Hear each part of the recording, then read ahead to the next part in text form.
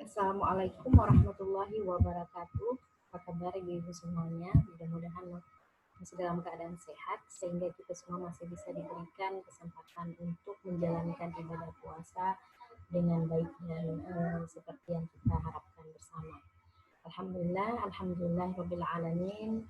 Wa bihi nasta'in wa ala umuri dunya waddin. Wassalatu wassalamu ala asyrafil anbiya'i wal mursalin wa ala alihi wa ashabihi ajma'in amma ba'd. Alhamdulillah disyukurkan Allah Subhanahu wa taala yang mana pada hari ini kita masih diberikan kesempatan untuk bisa sama-sama belajar tentang fikih wanita yang dikhususkan untuk bulan Ramadan. Salawat dan salam marilah sama-sama kita hanturkan ke pangkuan Nabi besar Muhammad Sallallahu Alaihi Wasallam yang mana beliaulah yang membawa umat manusia dari alam kebodohan ke alam yang penuh dengan ilmu pengetahuan seperti yang kita rasakan pada saat sekarang ini. Baik, pada kesempatan hari ini saya akan membahas tentang hukum puasa bagi wanita haid.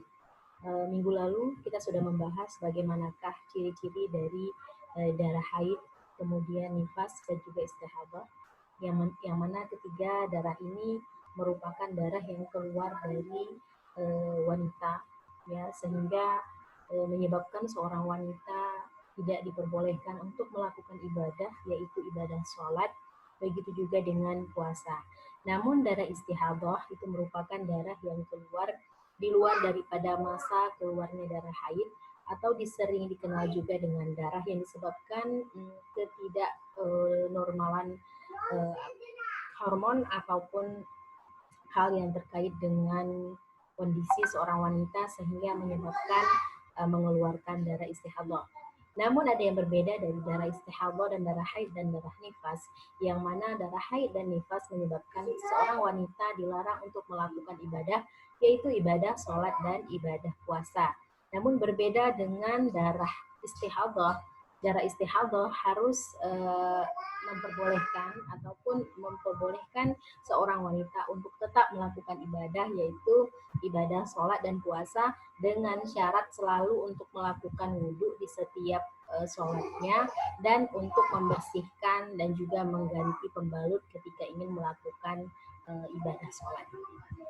Pada kesempatan kali ini kita akan sharing mengkaji bersama terkait dengan hukum puasa bagi wanita haid. Nah, sebagaimana kita ketahui bersama, seorang wanita yang haid dilarang untuk melakukan ibadah puasa. Namun mungkin kita sebagai wanita, kita juga mungkin merasakan kenapa kita tidak diberikan kesempatan untuk bisa berpuasa penuh. Dalam artian kita juga ingin merasakan bagaimana nikmatnya ketika seorang wanita, ya, ataupun ketika seorang laki-laki dapat melakukan ibadah sempurna di bulan Ramadan.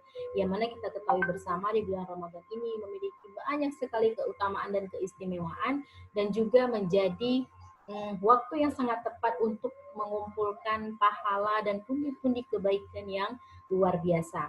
Di antaranya ada malam Lailatul Qadar, yaitu beribadah yang pahalanya itu melebihi daripada 1000 bulan.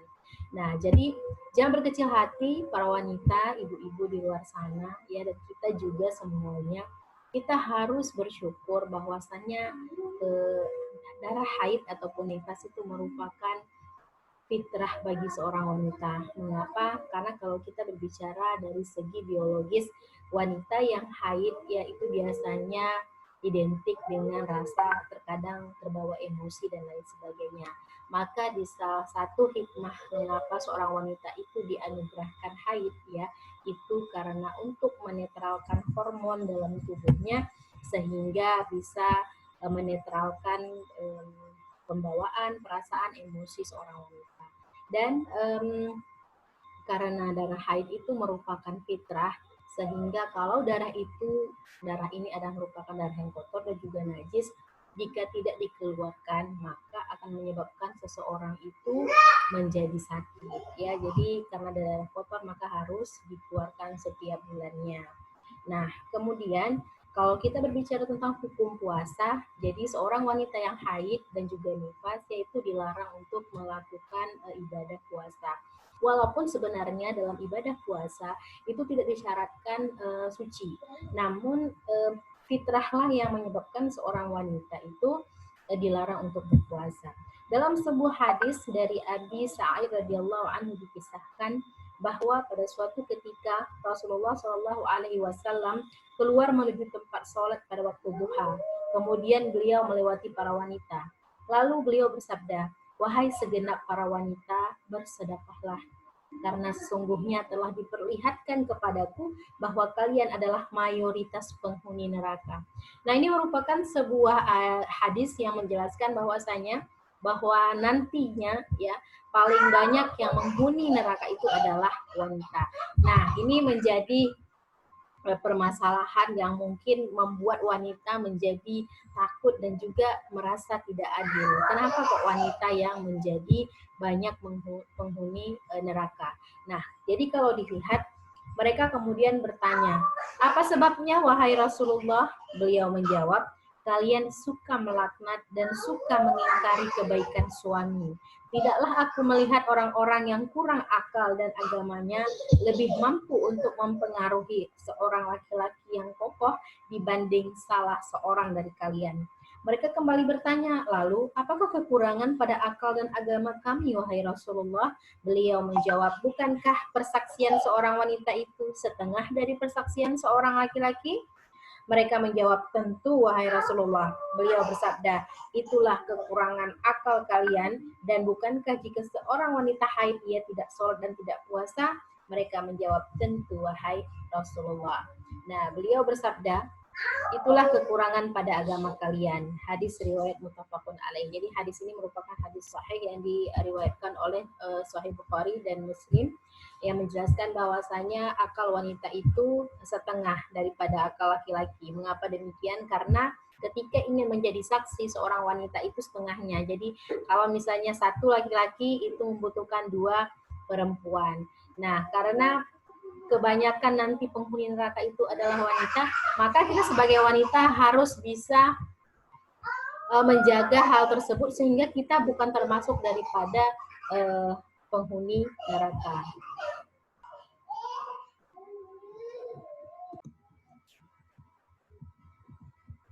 Dalam riwayat lain dikisahkan bahwa Aisyah radhiyallahu anha berkata, "Dahulu kami wanita haid diperintahkan untuk mengqadha puasa dan tidak diperintahkan untuk mengqadha sholat." Nah, jadi yang diqadha adalah puasa, tidak sholat. Jadi sholat itu tidak perlu diqadha.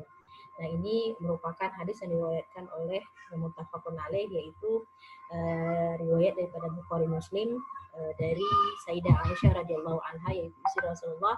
Beliau mengatakan bahwasanya kami dahulu mengalami haid dan kami diperintahkan untuk mengqadha puasa dan tidak mengqadha sholat. Mengapa demikian? Karena kita ketahui bersama, karena wanita itu setiap bulannya mengalami menstruasi ataupun haid.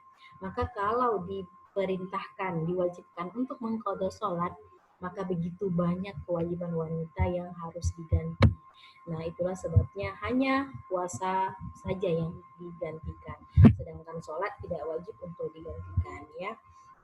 Demikian. Dari beberapa dalil tersebut menunjukkan bahwasanya seorang wanita memang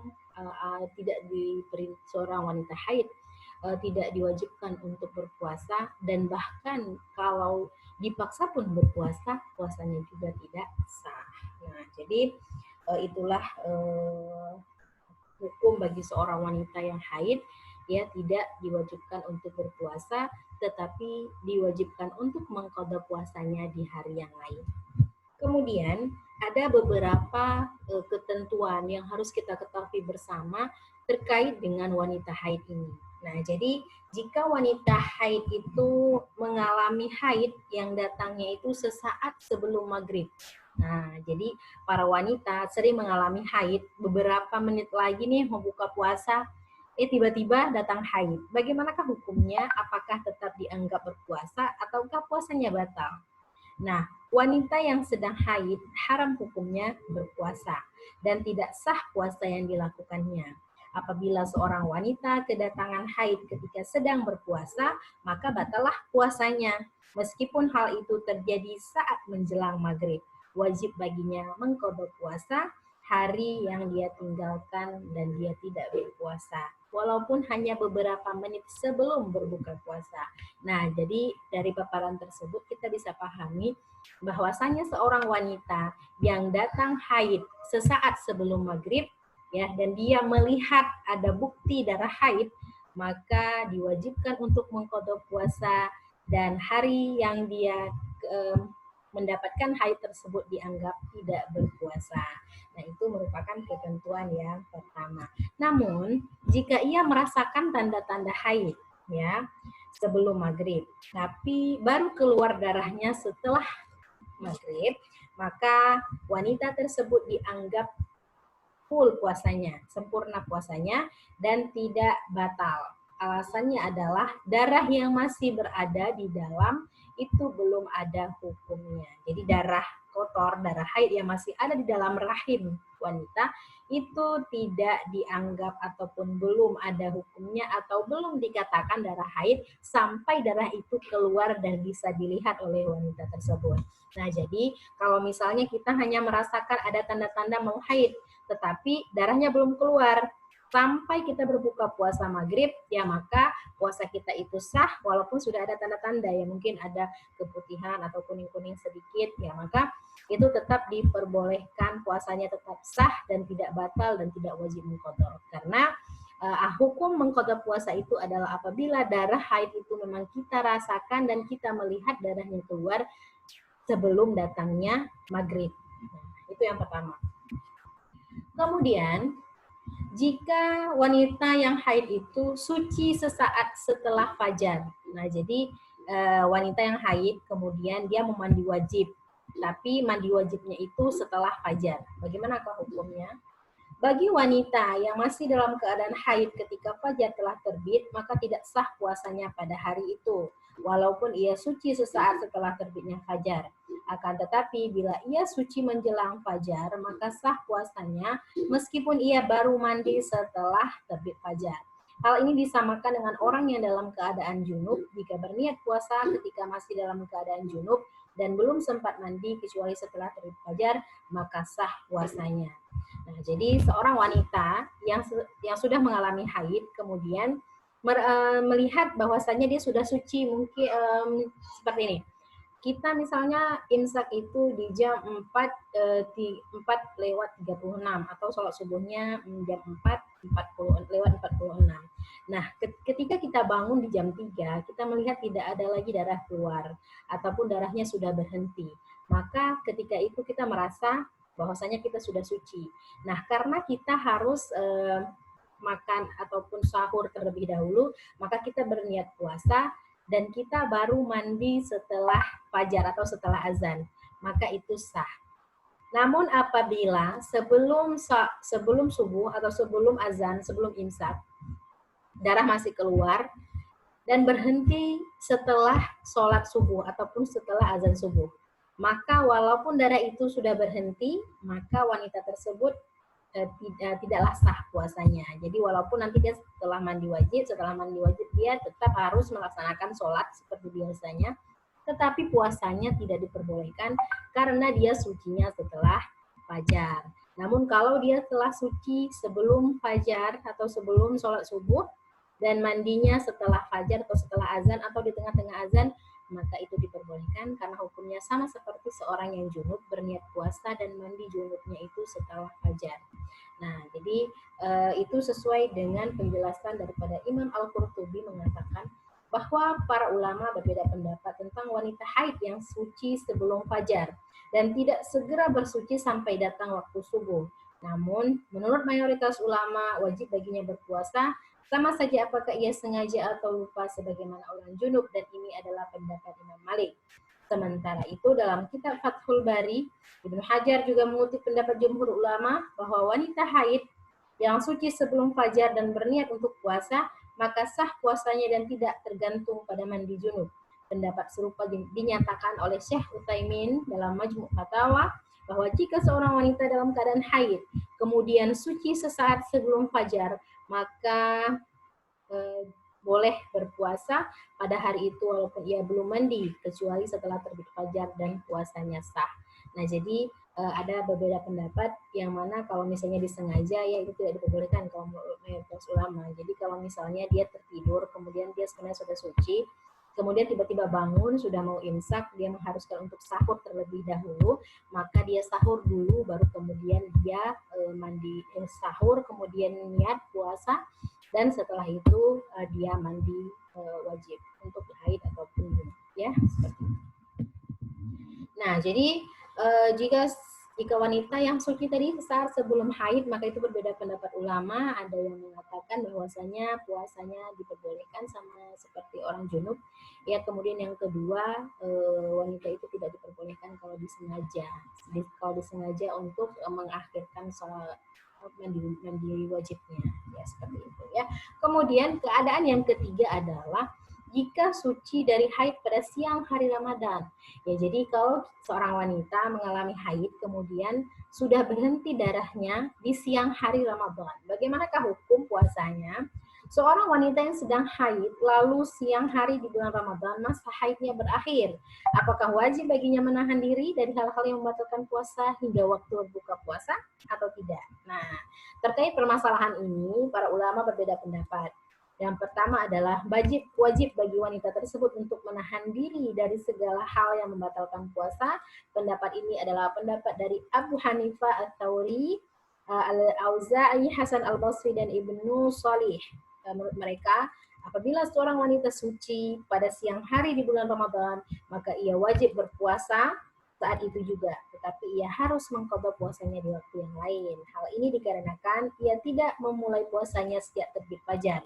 Hal itu diibaratkan orang yang terlambat mendapatkan berita tentang datangnya bulan Ramadan pada siang hari, sehingga ia wajib berpuasa pada sisa waktu hari yang ia dapati, tetapi mengqadha puasanya pada hari yang lain.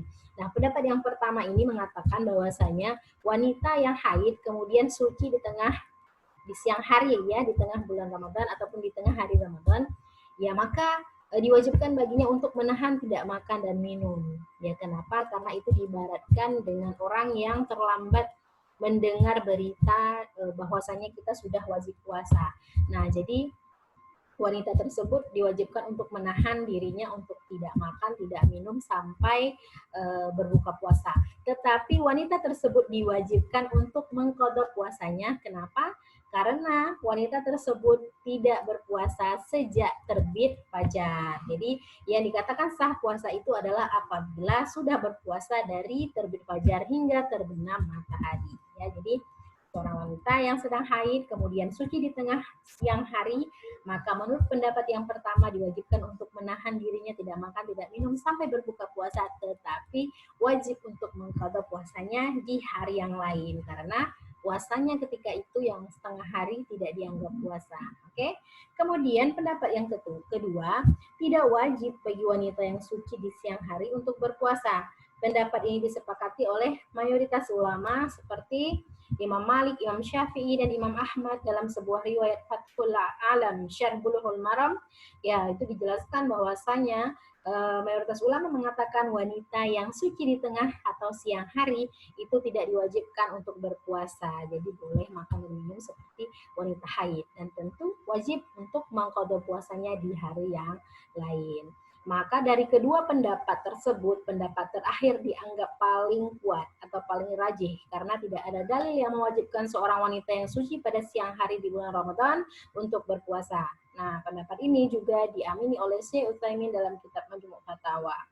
Sementara itu, dalam kitab Al-Imam Syafi'i berkata, jika seseorang tiba dari perjalanan atau safar pada sebagian hari dalam keadaan tidak berpuasa, dan istrinya dalam keadaan haid, kemudian suci, lalu ia mencampurinya, maka aku berpendapat tidak mengapa. Begitu pula jika keduanya makan dan minum, karena keduanya bukan orang yang sedang berpuasa.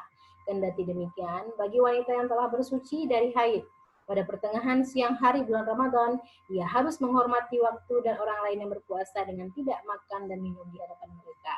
Nah, jadi dalam kitab Imam Syafi'i mengatakan bahwasanya seseorang ya, laki-laki dan perempuan yang baru pulang dari musafir kemudian tidak berpuasa, kemudian mendapati istrinya yang haid, kemudian di siang hari sudah mandi wajib karena sudah berhenti haid, kemudian keduanya itu bercampur ya ataupun suami istri, maka itu diperbolehkan. Kenapa? Karena menurut Imam Syafi'i mereka tidaklah dalam keadaan berpuasa, maka tidak akan dihukumi kafarat ya ataupun berhubungan suami istri di tengah bulan Ramadan, karena hukum keduanya itu adalah musafir, dan wanita yang bersuci di siang hari itu juga tidak diwajibkan untuk berpuasa, maka keduanya boleh makan dan minum dan berhubungan suami istri, tetapi mesti mengqadanya di hari yang lain, karena diibaratkan sama seperti wanitanya istrinya adalah wanita haid dan suaminya itu adalah musafir.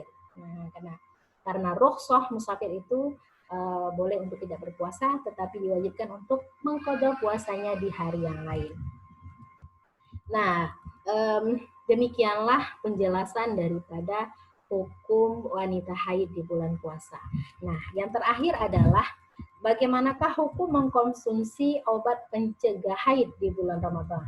Nah, banyak sekali wanita yang ingin melaksanakan ibadah puasa secara sempurna, dan mungkin terkadang sebagian wanita merasa sangat sulit untuk mengqadha puasa di hari yang lain. Mengapa? Karena ketika kita puasa di hari yang lain, di saat itu orang lain tidak puasa, maka kita yang berpuasa. Mungkin ini agak sulit ya. Tetapi ketika semua orang berpuasa, maka hal tersebut menjadi mudah juga untuk kita, karena tidak ada yang makan dan minum seperti itu. Nah, bagaimana kalau wanita ini ingin menggunakan obat atau mengkonsumsi obat pencegah haid ya? Sebagaimana kita ketahui, seorang wanita yang ingin berangkat haji itu sering menggunakan obat pencegah haid agar tidak mendapatkan haid ketika melaksanakan ibadah haji. Kenapa? Karena ibadah haji itu kan setahun sekali, dan itu harus dilaksanakan di Saudi, di Mekah, Madinah ya, dan itu sangat jauh sekali dari tempat kita. Maka seorang wanita itu diperbolehkan untuk mengkonsumsi obat pencegah haid agar hajinya itu sempurna dan sah. Nah, bagaimanakah kalau misalnya seorang wanita ingin juga mengkonsumsi obat pencegah haid di bulan Ramadan? Nah, kalau ini terkait dengan ini, para ulama juga berbeda pendapat. Ada yang membolehkan dan ada pula yang melarang. Menurut ulama, yang memperbolehkan penggunaan obat-obat pencegah haid harus memenuhi dua syarat. Yang pertama, syaratnya itu adalah tidak menyebabkan bahaya bagi wanita yang memakainya, baik dalam jangka pendek ataupun jangka panjang. Namun bila hal ini ditakutkan menimbulkan bahaya atau efek negatif, maka tidak diperbolehkan penggunaannya. Hal ini didasarkan atas firman Allah Subhanahu wa taala yang berbunyi, Bismillahirrahmanirrahim, Ya ayyuhalladzina amanu la ta'kulu amwalakum bainakum bil batil illa an takunat tijaratan an taradin minkum wa la taqtulu anfusakum innallaha kana bikum rahima wa la taqtulu anfusakum innallaha kana bikum rahima. Ini adalah potongan ayat dari surah An-Nisa ayat 29 yang artinya adalah, dan janganlah kamu membunuh dirimu, sesungguhnya Allah Maha Penyayang kepadamu. Nah, jadi ulama berbeda pendapat tentang penggunaan obat pencegah haid. Menurut pendapat yang membolehkan, itu pun membolehkan dengan syarat, yang artinya obat itu tidak boleh membahayakan bagi seorang wanita tersebut, baik dalam jangka pendek ataupun jangka panjang. Nah, sementara yang lain itu juga tidak memperbolehkan. Ada dua syarat yang membolehkan ini. Yang pertama, tidak membahayakan. Yang kedua adalah mendapatkan izin dari suami. Misalnya penggunaan obat-obat pencegah haid itu dapat mencegah terjadinya kehamilan, maka wajib baginya meminta izin dari suami. Meskipun oleh sebagian ulama penggunaan obat-obat pencegah haid ini diperbolehkan, tetapi yang lebih utama adalah menghindari penggunaannya, kecuali untuk suatu kebutuhan. Sebab membiarkan tabiat alami sesuai dengan kealamiannya lebih bisa menjaga keseimbangan kesehatan dan keselamatan. Jadi kita ketahui bersama bahwasanya haid itu adalah fitrah dan alami seorang wanita. Maka ketika kita mencegah sesuatu yang alami dan fitrah itu keluar, maka terkadang itu akan menjadi sebuah penyakit dan membahayakan bagi seorang wanita. Maka lebih baiklah untuk menghindari hal tersebut dan tidak menggunakan obat pencegah haid ketika puasa. Kenapa? Karena ingat, larangan wanita haid untuk berpuasa itu merupakan fitrah dan anugerah dan rukhsah dari Allah Subhanahu wa taala. Maka kita manfaatkanlah dengan ibadah dan amalan-amalan yang lain yang dapat juga menutupi amal-amal kebaikan dan mendapatkan ibadah-ibadah kebaikan yang lainnya. Kemudian, ulama yang melarang penggunaan obat-obat pencegah haid karena dikhawatirkan memiliki efek samping, ya baik dalam jangka pendek maupun jangka panjang.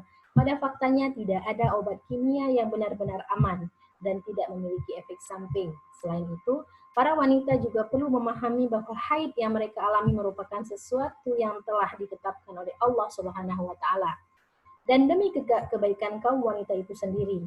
Karena itu, hendaklah wanita bersabar dan janganlah menjerumuskan dirinya ke dalam bahaya. Sebab menurut keterangan dari beberapa orang dokter dan ahli medis, pil atau obat-obat pencegah haid bisa berpengaruh buruk pada kesehatan dan rahim penggunanya. Para ulama juga menyarankan bahwa apabila para wanita ingin menyempurnakan ibadah dan memelihara ruhiyah agar tetap hidup selama bulan Ramadan, masih banyak ibadah yang bisa dilakukan dan amalan-amalan kebaikan ibadah Ramadan yang bisa dilakukan oleh seorang wanita haid. Jadi tetaplah untuk selalu berjalan sesuai dengan koridor syar'i ataupun sesuai dengan syariat.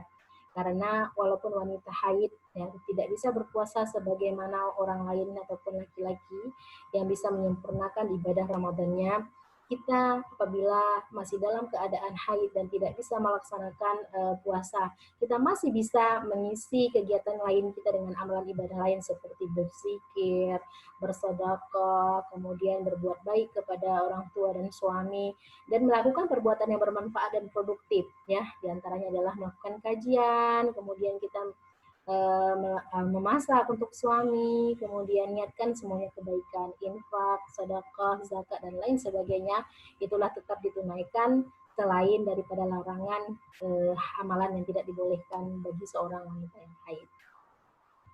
Baik, demikianlah penjelasan pada kesempatan hari ini.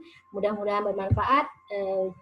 Ingatlah bahwasanya wanita yang haid itu adalah fitrah, dan biarlah fitrah dan alamnya itu berjalan sebagaimana mestinya, karena dengan melakukan pencegahan menggunakan obat-obatan itu tidak akan memberikan efek dan manfaat bagi kesehatan kita, kecuali dalam keadaan darurat, misalnya haji yang tidak bisa digantikan.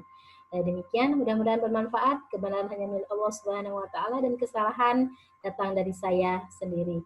Wabillahi taufiq wal hidayah wabil mauna wal inayah. Wassalamualaikum warahmatullahi wabarakatuh. Sampai bertemu kembali di kajian selanjutnya.